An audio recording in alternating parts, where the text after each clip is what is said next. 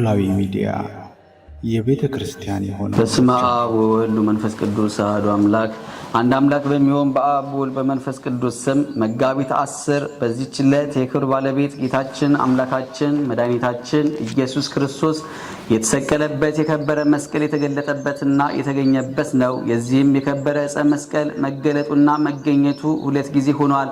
መጀመሪያ የጻድቁ ንጉሥ የቆስጠንጢኖስ እናት በሆነችው በንግሥት እሌኒ እጅ ነው። እርሷ ለእግዚአብሔር ተስላ ነበርና ልጇ ቆስጠንጢኖስ ወደ ክርስቲያን ሃይማኖት ቢገባ ወደ ኢየሩሳሌም ሂዳ መስቀሉን እስካገኘችው ድረስ ልትፈልገው በኢየሩሳሌምም ያሉ ቅዱሳት መካናትንና አብያተ ክርስቲያናትን ልታነጻቸው ነው። ከዚህ በኋላ ልጇ አምኖ የክርስትና ጥምቀትን በተጠመቀ ጊዜ እሌኒ ቅድስት ወደ ኢየሩሳሌም ሄደች። ከእርሷ ጋርም ብዙ ሰራዊት ነበር። ደርሳም ሳለ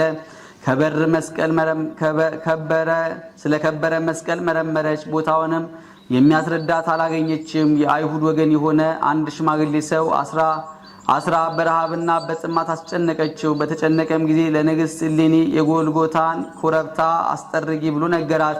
እርሷም ይጠርጉ ዘንድ አይሁድን አዘዘቻቸው። ቤቱን የሚጠርግ ሰው ሁሉ ጥራጊውንም በውስጡ የከበረ መስቀል ባለበት በጌታችን መቃብር ላይ እንዲጥል አይሁድ አስቀድመው አዘው ነበርና ንግሥት እሌኒ እስከደረሰችበት ጊዜ ከ200 ዓመት በላይ ጥርጊያቸውን ሲጥሉበት ኖሩ። ኮረብታም ሆነ።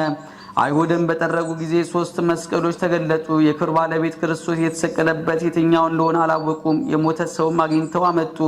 አንዱንም መስቀል አምጥተው በሞተው ሰው ላይ አኖሩት፣ አልተነሳም። ደግሞ ሌላውን መስቀል አምጥተው በሞቱ ላይ አኖሩ፣ አሁንም አልተነሳም። ከዚህ በኋላ 3ኛውን መስቀል አምጥተው በሞቱ ላይ ያደረጉት፣ ያን ጊዜ የሞተው ሰው ተነሳ።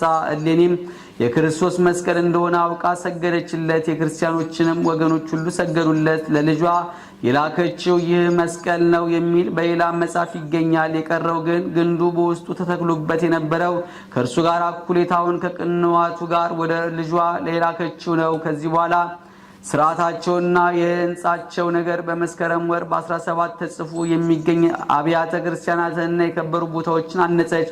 ሁለተኛው በሮም ንጉሥ በሕርቃል ዘመን የሆነው ሲሆን የፋርስ ሰዎች በግብፅ ሀገር ሳሉ ወደ ሀገራቸው ሊመለሱ ወደዱ።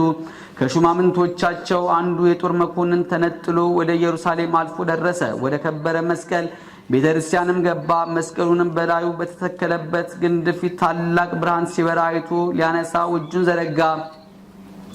እሳትም ወጥታ እጁን አቃጠለችው። ከክርስቲያን በቀር ማንም ሊነካው እንደማይችል የመስቀልን የክብሩን ነገር ሰዎች ነገሩት። 2 ዲያቆናትንም ይዞ የከበረ መስቀልን እንዲሸከሙ አዘዛቸው። ከኢየሩሳሌምም ብዙ ሰዎችን ማርኮ ወደ አገሩ ተመለሰ።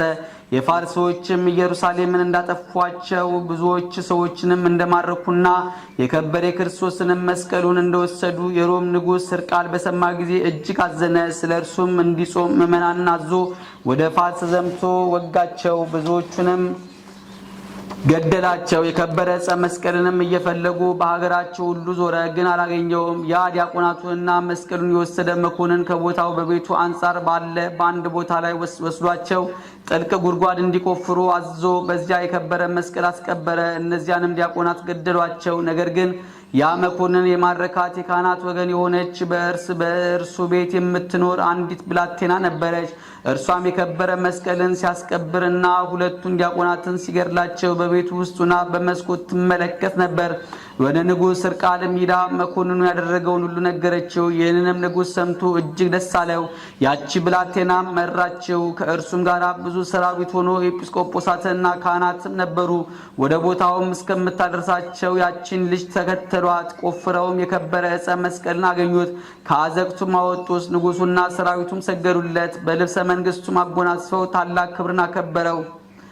እጅግም ደስ አለው ከሰራዊቱ ጋር። የዚህ መስቀል ሁለተኛ የተገለጠበትና የተገኘበት በዚህች ቀን በመጋቢት 10 ነው። ከዚህ በኋላ ንጉሡ የከበረ ዕፀ መስቀልን ተሸክሞ ወደ ቁስጥንጥንያ ከተማ ወሰደው። የመድኃኒታችን የመስቀሉ በረከት ከሁላችን ጋር የክርስቲያን ወገኖች ጋር ይኖር ለዘላለም አሜን። አንድ አምላክ በሚሆን በአብ ወልድ በመንፈስ ቅዱስ ስም መጋቢት 11 በዚህች ቀን በንጉሥ መክስሚያኖስ ዘመን ቅዱስ ቴዎዶቄጦኖስ በሰማዕትነት አረፈ። በዚህችም ዕለት ተጋዳይ የሆነ ኤጲስቆጶስ አባ ባስልዮስ በሰማዕትነት አረፈ። በዚህችም ቀን ዳግመኛ ከተሰዓቱ ቅዱሳን አንዱ አባ አሌፍ አረፈ። ዛቅረብኩ ማሌታ ዘኪራ ይላፈ ምለት ሰምዱ ከዘልፈ ለላ ነብብቶ ከብዘኔዴቴ መጻፈን ተረሰይ ከግዚኦ ጸሪቀ መበለት ውኩፈ ምእላ አብኡ ቡላን ዘተርፈ ነቢያት ቅዱሳን ሐዋርያት ሰባኪያን ጻድቃን ወሰማዕታት ደናግል አዲ ወመነኮሳት ሄራን ባርኮ ባርኩ ጉባኤ ዛቲ መካን እስከ አረጋዊ ሊቅ ወንጹሳን ለዘጻፉ በክርታስ ወለዘአጻፉን ዘይደርስ ለዛንበቡ ለዘተርጎሙ በልሳን አዲስ ወለዘሰማ ቃሉ በዝነ መንፈስ በጸሎተ እሙ ማርያም አራቂተ ኩሉ እምባይስ ህቡረ ይማረነ ኢየሱስ ክርስቶስ። የሰማነውን በልቦናችን ያሳድርብን፣ ከቅዱሳን ረድኤት በረከት ያሳትፈን። አቡነ ዘበሰማያት